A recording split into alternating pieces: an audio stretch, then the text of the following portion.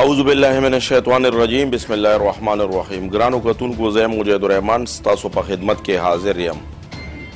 الیکشن حال ځلی دی. په الیکشن کې اعجاز خان چې دی الله تعالی منتخب کړو. الیکشن حواله سره به د سره مونږ خبرې اترې کوو مونږ سره اوسئ. السلام علیکم. یو جهان مننه اعجاز صاحب د ټایم راکولو. او پهلنی سوال زمونږ تاسو نه دا دی جی ډېرو غټو پارټو سره لاندې وتي وایي جی او الله تعالی کامیابی درکړه څه محسوس کوئ جی؟ بسم الله الرحمن الرحیم. دا اول خو ستاسو د راتلو ډېره مننه. بس هغه ستاسو د وړاندې دي چې الله کامیابي راکړي، نو همدغه محسوس کوو چې د اول خو د الله شکریا ادا کوو، بیا د خپلو عوامو شکریا ادا کوو، د خپلې پارټۍ تنظیم شکریا ادا کوو چې هغوی دونه بھرپور او خشته طریقې سره په دونه شارټ ټایم کې او دونه سپیډ سره زما کمپین وکړو چې هر ځای ته ځان ورسولو. نن شکر الحمدلله هغه پی کې شهرت تر موږ ته الله پاک بلکې راوړي. اعجاز صاحب هلې ځلې دي، خلک مبارکۍ لره روان دي او پارټۍ والا تاسو ته څوک رالل څوک رانلل، دې باره کې لږ بریفنګ راکړئ جي د پارټۍ څه پوزیشن دی دې ټایم کې؟ زموږ پارټۍ مشران بالکل موږ سره رابطه کې دي. رامله د پارټۍ چې څومره تنظیم دی د نور پی کې ګانو هر سړی راځي مبارکۍ له راځي او موږ سره هغه د خوشحالۍ اظهار کوي. اعجاز صاحب پی کې 74 عوام خو تاسو سره ټول ملاتړو، الله تعالی تاسو منتخب کړئ او په اقتدار کې که تاسو چېرته رالی نو ستاسو به مخکې لای عمل صحیح جي.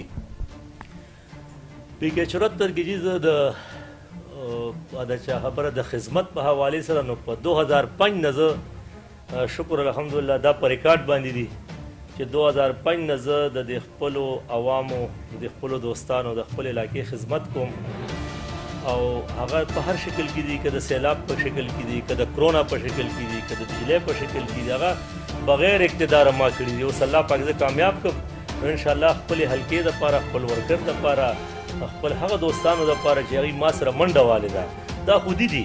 خو انشاءالله دا زما میشن دی چې چا ما سره منډه انشاءالله زه د خپل وس مناسب هر څه کوم.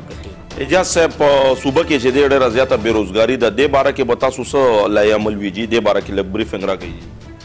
نو بېروزګاري خو دا خو تېر 10 کاله چې کوم ګورمنټ دلته په دې صوبه کې تېر شوی دی او موږ ته هغه کوم شنه شنه باغونه پولي وو، نو دا صوبه خو هغوی کنګال کړې ده.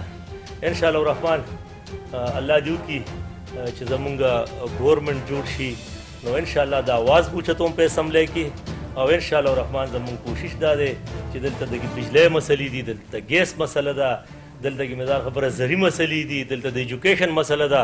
انشاءالله الرحمن دا آواز به زه په اسمبلی کې زمونږ پارټۍ کړې وی نو انشاءالله الرحمن دا به هم د پاکستان کې یو مثالي حکومت خولی جي.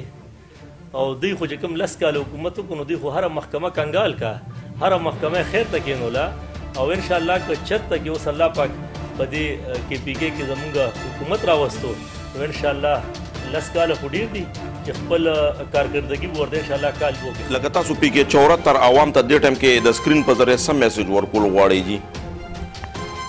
پی کې 74 عوام چې څه ما دپاره وکړه نو زه دا وایم چې دا زما د عینه توقع وه.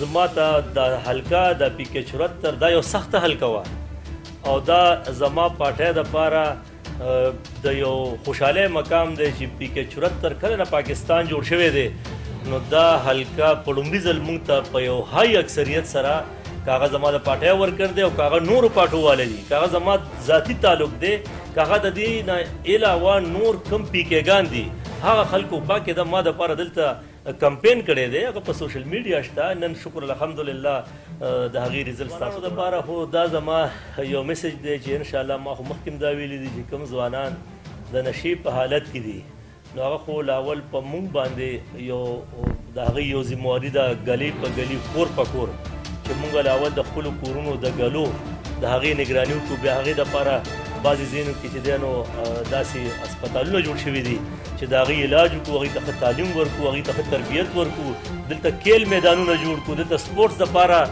څه یو مازدیګري یو ګنټه دوه چې د هلکانو باسي نو انشاءالله الرحمن دغې سره به د دې دا ذهن بدلېږي او د نشې نه به الله پاک بچ کوي انشاءالله. مننه.